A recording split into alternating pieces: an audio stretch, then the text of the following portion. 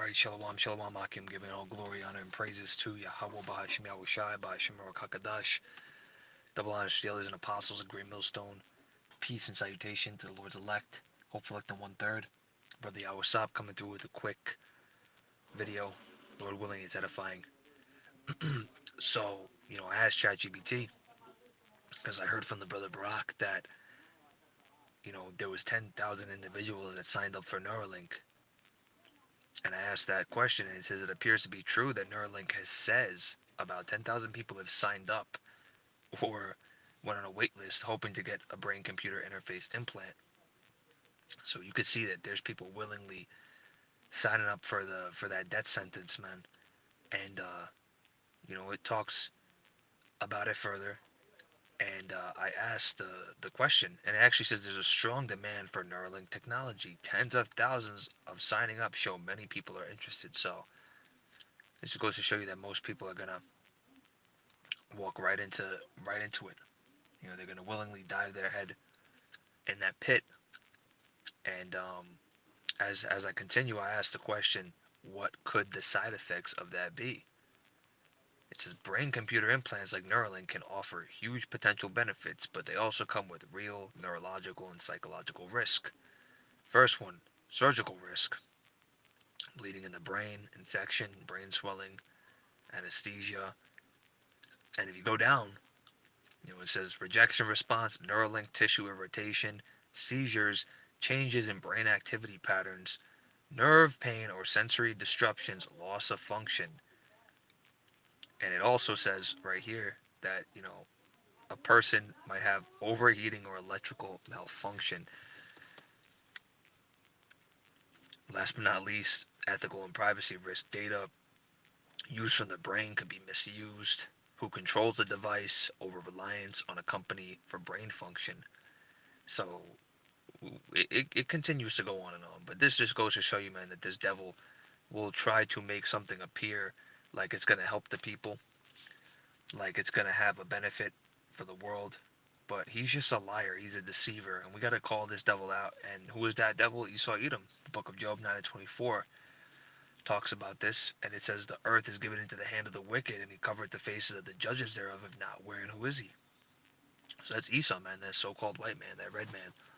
And not everybody that's white is an Edomite, but majority of them, moving in that Edomite spirit are. And these people have been given into the hands of the wicked, man. They're being controlled by the left hand side.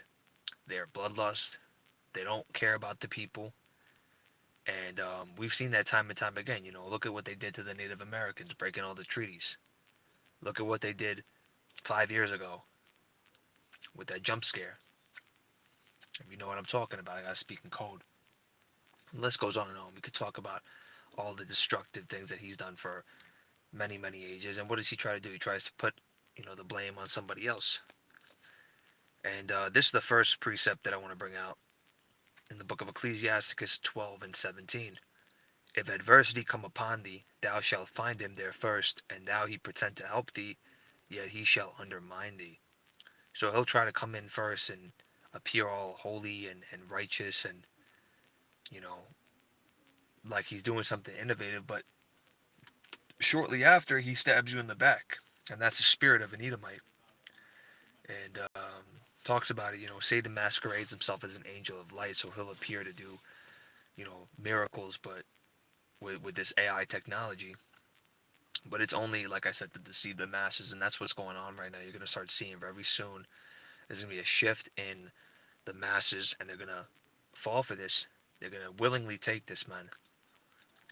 It wasn't too long ago, 20 years ago, not even, where iPhones weren't even created, smartphones weren't even a thing. People look down on that idea. People look down on the internet, and look at where we're at now. Everybody in the world has a computer. Almost everybody in the world has a cell phone. So we're moving into this time, and those that do take that chip, whether it's in the hand or whether it's in the forehead, if it's used to buy or sell, then they're gonna get destroyed. They're not gonna be able to. Um, you're not gonna receive salvation. You're gonna get destroyed, man. On this side. Okay, and we're gonna go into that later, Lord willing. But I want to highlight first the devil that Esau really is. And this is the book of Ecclesiasticus 12:10. Never trust thine enemy, for like as iron rusteth, so is his wickedness. So iron appears to be shiny. It appears to be looking good in the beginning, but over time it erodes. It cracks. And that's Esau. He'll show his true colors with time. If you've ever been around an Edomite long enough, they'll act super nice at first. They'll act trustworthy. They'll say things like they have your back, you're a bro, and then they'll turn their back on you, man. And me, as well as the other brothers, have experienced this time and time again, whether it be, an Edomite that we knew in the world, um, coworker, whoever. They're all the same.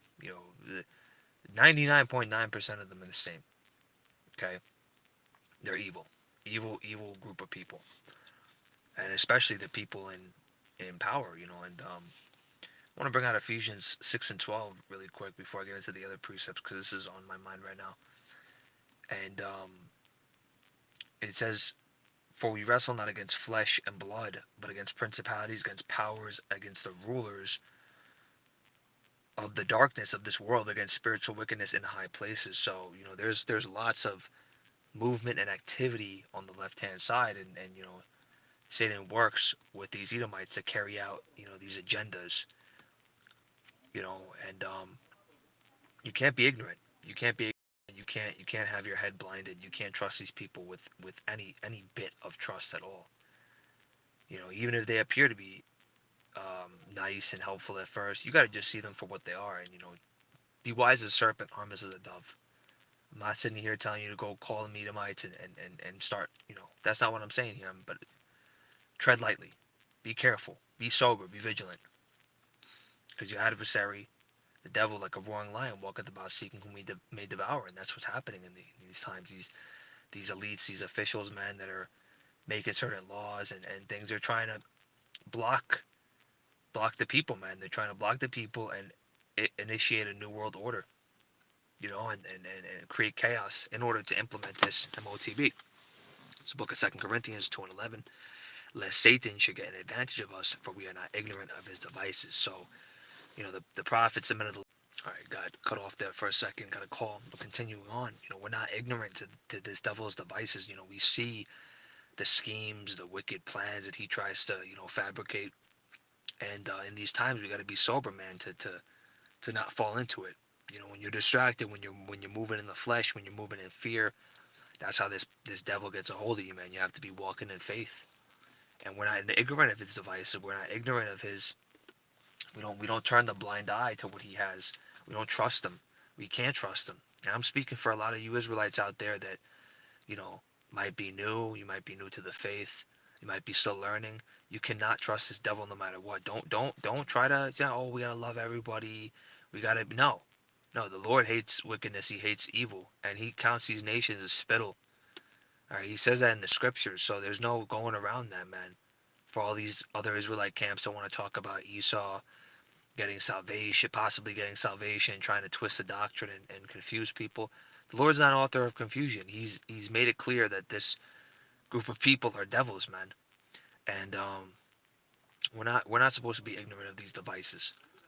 The way that he moves and the way that he operates, we cannot you know look down on it.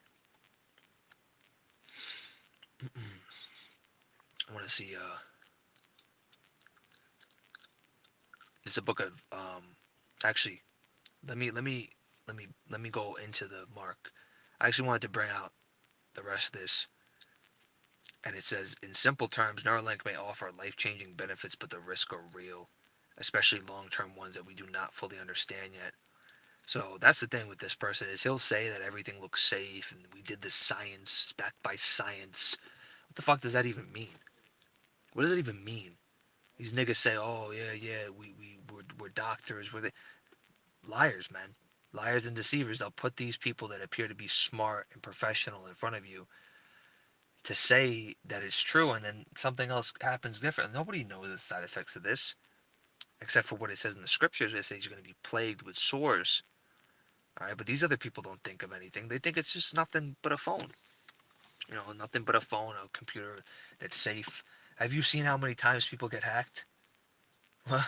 Like, you can go on and on about this, man. And it's just like if people can't see that and they're willingly falling into this, then they're just marked for destruction. But I want to go into the book of Revelation because there's a lot of camps that talk about, the mark of the beast being sin, the mark of the beast being the white woman, the mark of the beast being not keeping the laws. It's just absolutely ridiculous. So we're going to go into this right now and break down what the mark is, precept upon precept, line upon line, as the scriptures say. So we're going to bring out, starting at verse 10, chapter 13 of Revelation. It says that he that leadeth into captivity shall go into captivity. He that killeth with the sword must be killed with the sword. Here is the patience and faith of the saints. Talking about, those that led our people into captivity. They're going to go into captivity. When we get to the kingdom, they're going to be slaves. They're going to be under us, working for us. So, in verse 11 it says, and I beheld another beast coming up out of the earth, and he had two horns like a lamb, and he spake as a dragon, and that he exercised all the power of the first beast before him, and he caused the earth and them which dwell therein to worship the first beast, whose deadly wound was healed. And he doeth great wonders, so that he maketh the fire come down from heaven, and on the earth in the sight of men. So Esau will do these so-called great wonders, and he'll, surprise and shock the people. And it's only deception. It's massive deception. He'll probably use something along the lines of Project Bluebeam. I mean, he already uses AI. People can't even believe what's true from what's false. And we're coming into a time where there's just massive amounts of deception everywhere. Everywhere you look online, there's deception. And it says that, yeah, he deceiveth them that dwell on the earth by the means of those miracles, which he had power to do in the sight of the beast, saying to them that dwell on the earth, that they should make an image of the beast, which had the wound by the sword, and did live, and he had the power to give life unto the image of the beast, that the image of the beast should both speak and cause that as many as would not worship the image of the beast should be killed.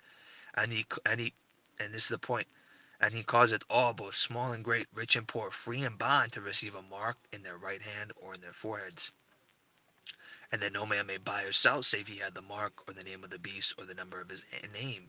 Here is wisdom. Let him that hath understanding count the number of the beast, for it is his number of man, and his number is 603 score 666. And it says right here, he calls it all, everybody, small and great. So from people that are considered to be poor in status to so-called rich celebrities that the world idolizes over, right? Free and bond, people that are free walking about, and people that are in prison. So everybody, they're trying to get everybody to receive this mark in their hand or in their forehead in order to buy or sell, in order to live in the society. And if you do take that mark, which we'll break down and get into, that means that you've given yourself over to trusting Esau instead of trusting the Lord Yahweh Ba'ashim Yahushai, because we have to fight until death. Scriptures in the book of Ecclesiasticus 4:28 says, strive for truth unto death, and the Lord shall fight for thee. So, we have to strive unto death, because if not, then we're giving ourselves over to this wicked ruler, and we're going to be plagued, and we're going to suffer terribly while we still living here, on this earth, you know. And you got to think about it. Is it, what the fuck do we have to live in this world for? Yeah, you can get some things that are nice, but that's all vanity at the end of the day. That doesn't pertain to salvation. So, wouldn't it be better to just go out and be martyred for this truth? It sounds crazy to think about, because a lot of people don't see it like that. They're carnal. They don't trust in the Lord. But for the men that trust in the Lord, Yahweh Ba'ashim Yahushai, if we got to go out like that, then that's it. You pray to the Lord that he just puts it on your spirit for when that moment comes in the hour of temptation, that you give yourself up as a living sacrifice. And it says that those that, do not worship the image of the beast should be killed. So that's why, like, if you're going to have to die, you're going to have to die. And,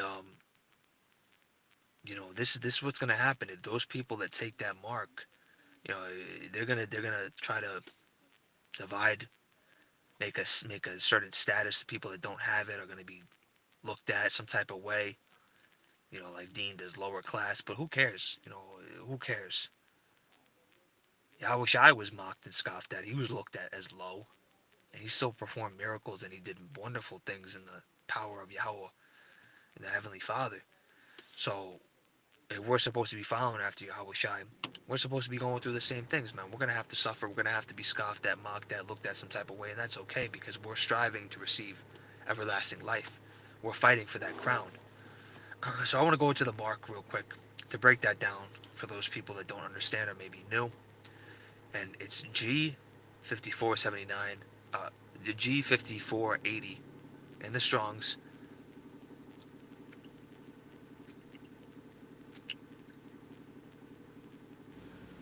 Strong's G 5480. Charagma. Charagma. All right, Haragma.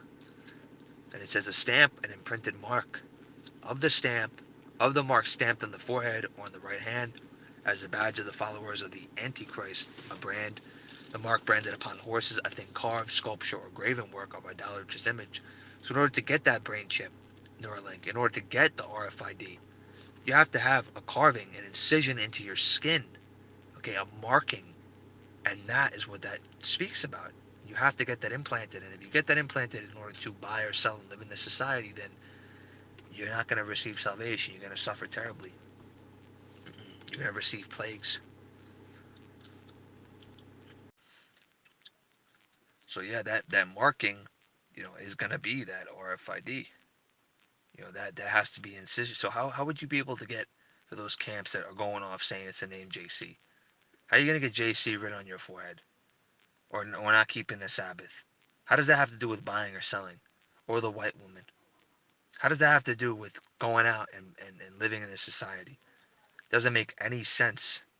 This is why these camps are leading the flock astray. They're going off. It's going to be one of these devices similar to this where they're going to make a carving inside the skin to implant that mark. We look at how an RFID chip looks. It's the size of a rice grain. It's very small. But this, if you take that, you're not going to receive salvation. It's something so small, but it has to do with you know your salvation. If you take that, it's over for you, man. You're gonna be fucking destroyed, man. And I want to talk about the plagues,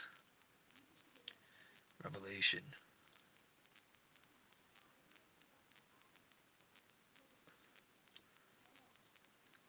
And we're coming to a time where AI is like stronger than it's ever been before.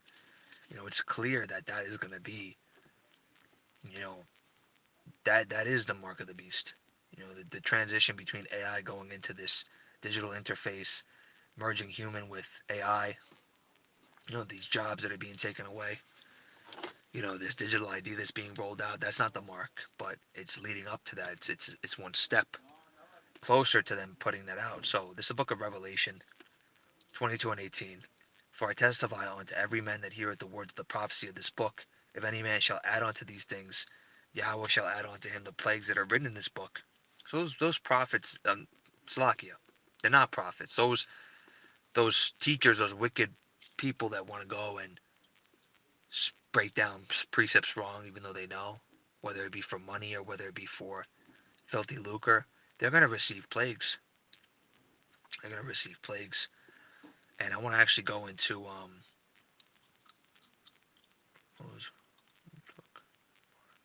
see if this shows up Revelation.